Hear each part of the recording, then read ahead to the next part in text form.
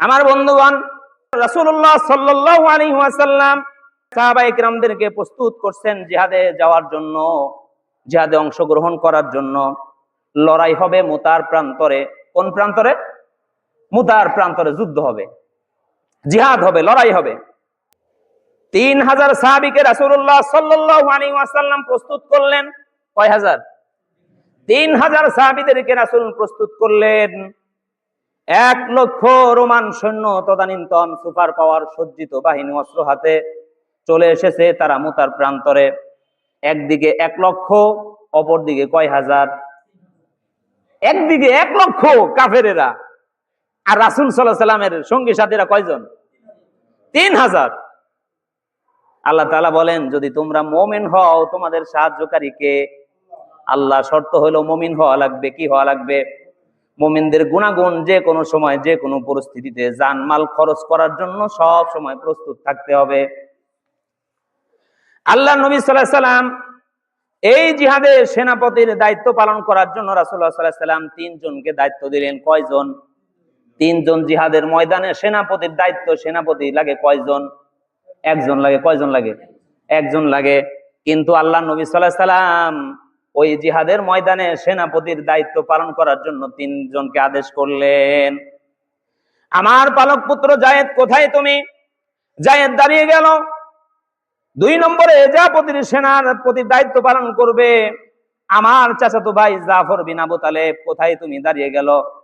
3 নম্বরে দায়িত্ব পালন করবেন আমার সাহাবী আব্দুল্লাহ বিন রাওহা, কোথায় তুমি? দাঁড়িয়ে গেল। নবীজি সাল্লাল্লাহু আলাইহি ওয়াসাল্লাম বললেন, তোমরা চলে যাও, তোমাদের ঘরে গিয়ে তোমাদের বিবি বাল বাচ্চা মা বাবার সাথে সালাম করে আসো। আমার বন্ধুগণ, তো আল্লাহ রাসূল এই যুদ্ধের জন্য 3 জনকে দায়িত্ব দিলেন। তার মানে বুঝতে কারো বাকি নাই যে 3 জনের 1 জনও জিহাদের ময়দান থেকে জীবন নিয়ে ফিরে আসতে পারবে না, 3 জনই শহীদ হয়ে যাবে। কথা ঠিক কিনা? হযরত যায়েদ বলেন, ইয়া রাসূলুল্লাহ, আমার আব্বা জান আপনি, আমি আপনার পালক পুত্র, আপনি অর্ডার করেছেন, আর আমার আম্মা জান হযরত আয়েশা ঘরে বসে শুনেছেন, আমার তো আর যাওয়ার দরকার নাই, কারো কাছে বলারও দরকার নাই। হযরত জাফর বিন আবু তালেব চলে গেলেন বাড়িতে, ডাক দিয়ে বলেন, বিবিরে, আল্লাহর রাসূল আমাকে জিহাদের ময়দানে সেনাপতির দায়িত্ব দিয়েছেন, আমি তোমাকে বলতে এসেছি, সালাম করতে এলাম। তোমার সঙ্গে একসঙ্গে আমি দীর্ঘদিন আমি ছিলাম, কোন হক হয়তো তোমার আদায় করতে পারি নাই, হয়তো জুলুম করেছে, আমার দ্বারা তোমার অধিকার নষ্ট হয়েছে, কিছু যদি ভুল ত্রুটি হয়ে থাকে আল্লাহর হস্তে আমাকে মাফ করে দিও। দিদি বলে, প্রাণের স্বামী রাসূলুল্লাহ সাল্লাল্লাহু আলাইহি ওয়াসাল্লাম আপনাকে জিহাদের ময়দানের জন্য নির্বাচন করেছেন, আমি আপনাকে ফিরিয়ে থাকতে বলতে পারবো না, সুতরাং আমি আল্লাহর দরবারে দোয়া করি। স্ত্রী হাত তুলে বলেন, রব্বুল আলামিন, আমার প্রাণের স্বামী জাফরকে জিহাদের ময়দান থেকে গাজী বানায়া আমার ঘরে ফিরাইয়া দিও।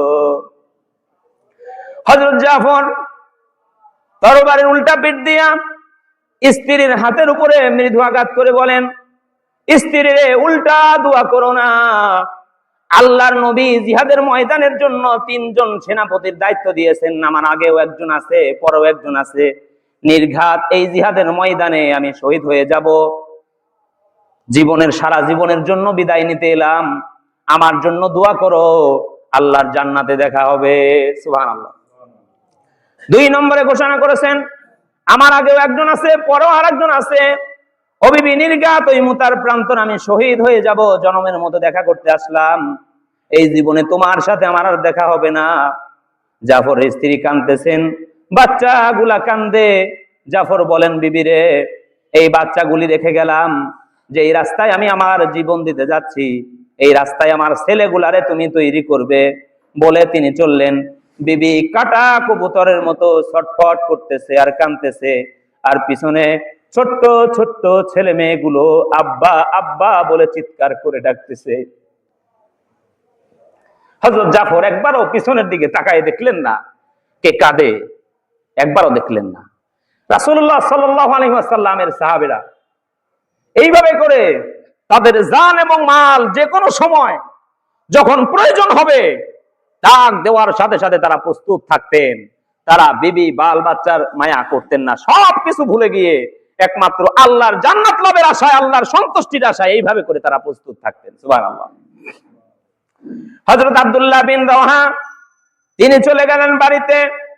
হযরত আব্দুল্লাহ বিন রাওহা বাড়িতে গিয়ে সেই রাত্রে ছিল তার বাসর সজ্জা, ফুল সজ্জার রাত ছিল, নতুন বিবাহ করেছেন। বাড়িতে গিয়া শুনেন বিবি কোরআনে কারীম তেলাওয়াত করতেছে। হযরত আব্দুল্লাহ বলেন, রুমের বাইরে দাঁড়িয়ে বলেন, বিবি রে, আমি তোমার স্বামী, আমার সালাম নাও। কোরআন পড়া একটু বন্ধ করো। রাসূলুল্লাহ সাল্লাল্লাহু আলাইহি ওয়াসাল্লাম আমাকে জিহাদের ময়দানে সেনাপতির দায়িত্ব দিয়েছেন। আমি জিহাদে যেতেছি, নতুন বিবাহ হলো, কোন হক তোমার আদায় করতে পারি নাই, তুমি আমাকে মাফ করে দিও, আল্লাহর হস্তে আমার উপর কোনো দাবি রেখো না। বিবি বলেন, প্রাণের স্বামী, কোনদিন আপনাকে দেখি নাই, কোন রকম একটু দেখেছি, আর আমি মদিনার এক সুন্দরী মেয়ে, আর আপনিও আমাকে দেখলেন না। আমার প্রাণের স্বামী, একটা বার আপনি ঘরে আসেন। স্বামী বলেন, ওগো স্ত্রী, ঘরের ভিতরে আমি যাব না। ঘরের ভিতরে গেলে পরে তোমাকে দেখলে আমার মনের ভিতরে প্রেম জাগবে, তোমার প্রতি আমার ভালোবাসা জন্মাবে, আমি ঘরের ভিতরে ঢুকতে চাই না। স্ত্রী বলে, প্রাণের স্বামী, ঘরের ভিতরে যদি আসেন, আল্লাহর কসম আমি কোনো প্রেম নিবেদন করব না। আমি শুধু প্রাণ ভরে আপনার চেহারাটা একটা বার দেখে রাখতে চাই, যাতে করে কিয়ামতের দিন লক্ষ কোটি মানুষের ভিড়ের ভিতরে আমি আপনাকে স্বামী বলে চিনে নিতে পারি। তাদের কি চিন্তাধারা ছিল! নতুন বিবাহ করেছে, তারপরেও তারা স্ত্রীর মায়া করে নাই, স্ত্রীর মায়াই পড়ে নাই। কিসের জন্য? একমাত্র আল্লাহর জন্য, রাসূলের জন্য তাদের জান এবং মাল এইভাবে করে তারা উৎসর্গ করে দিয়েছে। হযরত আব্দুল্লাহ বলেন, ওগো স্ত্রী, এই ইরাদা যদি তোমার থাকে, আর যদি তুমি ধৈর্য ধারণ করে থাকতে পারো, তাহলে কিয়ামতের দিন আল্লাহ রাব্বুল আলামিন আমি যার জন্য জান দিতে যাইতেছি, ওই মাবুদ মেহেরবান জান্নাতের ভিতরে তোমাকে আমাকে স্বামী স্ত্রী হিসেবে পরিচয় করায় দিবেন। কথা ঠিক কিনা? সুবহানাল্লাহি ওয়া বিহামদিহি। তারা ছিল কি দিনদার, তাদের মধ্যে কি ঈমান ছিল, তাদের মধ্যে কি মজবুত ঈমান ছিল, আর আমাদের কি ঈমান। 3000 সৈন্য নিয়ে সাহাবায়ে কেরাম আর এই সেনাপতি সব চললেন। মুতার প্রান্তরে লড়াই হলো। লড়াইয়ের ময়দানে হযরত যায়েদ অনেকগুলি কাফের সৈন্যকে জাহান্নামে পাঠিয়ে দিয়ে নিজেও তিনি শহীদ হয়ে গেলেন। এবার জাফরের হাতে তরবারি, আর এক হাতে ঝান্ডা নিয়ে এগোচ্ছে সামনের দিকে। কাফেরেরা হযরত জাফরকে ঘিরে ফেললো। আমার বন্ধুগণ, কাফেরেরা ঘিরে ধরে তরবারির আঘাত করলো হযরত জাফরের ডান হাতে। ডান হাত কেটে পড়লো। হযরত জাফর এবার বাম হাতে তরবারি উঁচু করে ধরলেন। এবার বাম হাতেও কোপ দিল।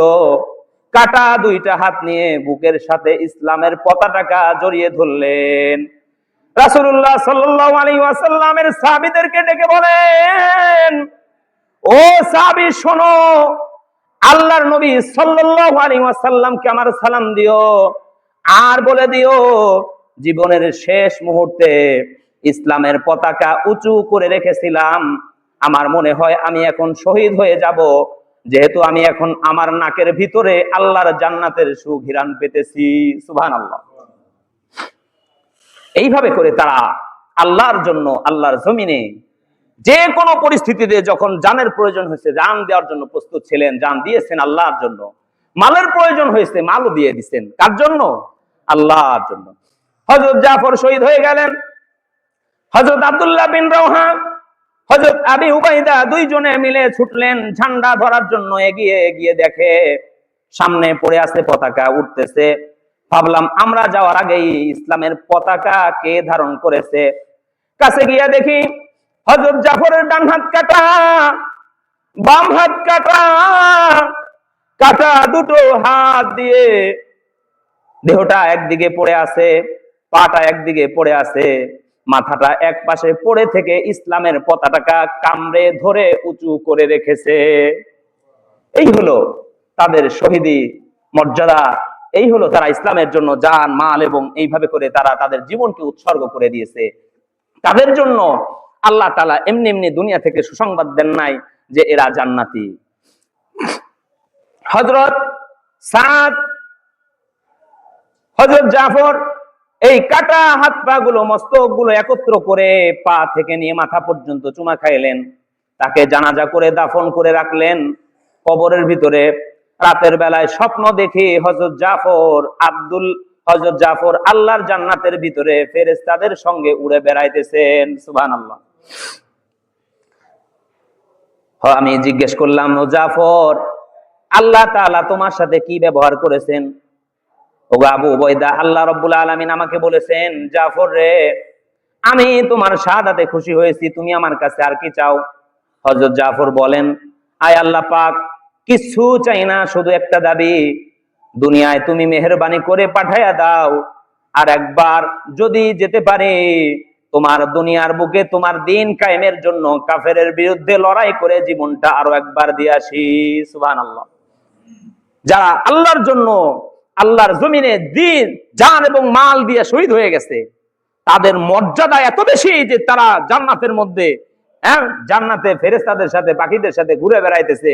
এই মর্যাদা দেখে তারা আল্লাহর কাছে বলে যে আল্লাহ, আমাদেরকে আবার দুনিয়াতে পাঠাও, এইবার যদি যাইতে পারি আবারও তোমার জন্য, তোমার দিন প্রতিষ্ঠিত করার জন্য তোমার রাস্তায় জান এবং মাল খরচ করবো। সুবহানাল্লাহ। সম্মানিত হাজিরিন, এই জন্য আল্লাহকে ভালোবাসা, আল্লাহ রাসূলকে ভালোবাসা, আল্লাহর জন্য জান এবং মাল দেওয়া, এটা কিন্তু বিরাট ব্যাপার। এই কাজে কিন্তু সবাই অংশগ্রহণ হইতে পারে না, পারে না। একটা গল্প শোনাই। আল্লাহ রাসূল সাল্লাল্লাহু আলাইহি, এক লোক বলতেছে যে সাহাবীদের যুগে যদি আমার জন্ম হইতো, কার যুগে বলেন তো? সাহাবীদের যুগে যদি আমার জন্ম হইতো, তাহলে আমি রাসূলকে খুব ভালোবাসতাম আর এমন ভাবে প্রোটেক্ট দিতাম, সাহাবীদের মতো আমার জান এবং মালকে কি করতাম? খরচ করতাম। তো স্বপ্ন তো, এটা কিন্তু গল্প, আপনারা আবার এটা মুখে হাদিস মনে করেন না যে এটা হাদিস, এটা কোরআন। জাস্ট একটা উদাহরণ দিচ্ছি যে আমরাও আল্লাহ রাসূলকে ভালোবাসি, আল্লাহকে ভালোবাসি, কিন্তু জানমাল খরচ করার জন্য আমরা কি নাই? প্রস্তুত নাই। আলহামদুলিল্লাহ, সবাই না, অনেকেই আলহামদুলিল্লাহ এখন প্রস্তুত আছে না নাই? কথা বলেন, আছে না নাই? আলহামদুলিল্লাহ আছে। এখন আল্লাহ তাআলা মন তৈরি করে দিছে। তো বলতেছে, রাতের বেলায় স্বপ্নে দেখলাম আল্লাহ রাসূল একটা দ্রুতগামী গাড়িতে আসছে, রাস্তার মাঝখানে ভাঙ্গা, দেখেন না লেকপাড়ের রাস্তা, এই রাস্তায় যদি 120 স্পিডে যদি গাড়ি চলে, এই গাড়ি কোথায় যাবে কোন তো? সোজা যদি যায়, ও ভাঙ্গা সুরে উল্টে পাল্টায় বাঁচবি, আল্লাহ যদি হায়াত দেয়, তাই না? তো রাসূলুল্লাহ সাল্লাল্লাহু আলাইহি ওয়াসাল্লাম একটা দ্রুতগামী গাড়িতে আসছে, কিন্তু রাস্তার মাঝখানে ভাঙ্গা, রাস্তার মাঝখানে কি ভাঙা। এখন এই লোকটা রাসূলকে ভালোবাসে, এখন চিন্তা করতেছে রাস্তার মাঝখানে যে ভাঙ্গা আর গাড়িটা যে দ্রুত গতিতে আসতেছে, তো এখানে তো অ্যাক্সিডেন্ট হবে, হলে তো রাসূলের তো ক্ষতি হয়ে যাবে। তো এখন কলা গাছ তালাশ করতেছে। কি তালাশ করতেছে বলেন তো? রাস্তার মাঝখানে ভাঙা, এই ভাঙা আটকানোর জন্য কি তালাশ করে? কথা বলেন, কি তালাশ করে? কথা বলেন না, সবাই কথা বলেন না। কি তালাশ করে? কলা গাছ তালাশ করে। অপর দিকে কোথা থেকে সাহাবী এসে ওই ভাঙা রাস্তার উপরে শুয়ে পড়লেন, আর গাড়িটা রাস্তার উপর দিয়ে ওই সাহাবীর উপর দিয়ে চলে গেল। সুবহানাল্লাহ। সম্মানিত হাজিরিন, বলার উদ্দেশ্য হলো এটা, সাহাবীরা যখন যেই পরিস্থিতিতে তাদের জান এবং মালের প্রয়োজন ছিল, সেই পরিস্থিতিতে তারা খরচ করেছে। আর আমাদের যখন প্রয়োজন হয় তখন আমরা ওই ভাঙা রাস্তায় কলা গাছ তালাশ করি। এখন প্রয়োজন টাকা, এখন প্রয়োজন পয়সা, এখন প্রয়োজন মাল, এখন প্রয়োজন জান, আর আমরা তালাশ করি কি? কলা গাছ। এই হলো আল্লাহকে আমরা ভালোবাসি, এই হলো রাসূলকে ভালোবাসি। কথা ঠিক কিনা? সম্মানিত হাজিরিন, আল্লাহ তাআলা আমাদের সকলকে ফিরে আসার তৌফিক দান করুন। সকলে বলি আমিন। আপনাদের কাছে উদাত্ত আহ্বান আমি রেখেছিলাম, গত জুমায় বলেছিলাম যে মসজিদের এই মিক্সার মেশিনটা নষ্ট হয়ে গেছে, হ্যাঁ, এটা বলেছিলাম। এই উদাত্ত আহ্বানে আলহামদুলিল্লাহ আপনারা অনেকেই সাড়া দিয়েছেন, আলহামদুলিল্লাহ। আমি বলেছিলাম, আপনাদের কাছে দাবি রেখেছিলাম, যারা আপনারা গত জুমায় আনেন নাই, এই জুমায় হয়তো নিয়ে আসবেন, এবং বলেছিলাম যারা ওয়াদা করে না ইনশাআল্লাহ আগামীতে ওয়াদা করবেন। ইনশাআল্লাহ আপনাদের দেওয়া শেষ হলেই আমাদের একটা টার্গেট আছে যে গত তারিখ কারা দিছিল, এবারও কারা কারা দিবে, আমাদের একটা টার্গেট আছে। তো ইনশাআল্লাহ যারা দেন নাই আপনারা দিলে ইনশাআল্লাহ আমরা খুব তাড়াতাড়ি এটা কিনবো ইনশাআল্লাহ। ইনশাআল্লাহ। বলেন কে দিবেন? আলহামদুলিল্লাহ। ভাই বলেন 1000, 2000, 3000, যে যা বলেন, যারা নাম বলেন নাই বলেন। সালাম ভাইয়ের নামে 500 টাকা পেড করেন।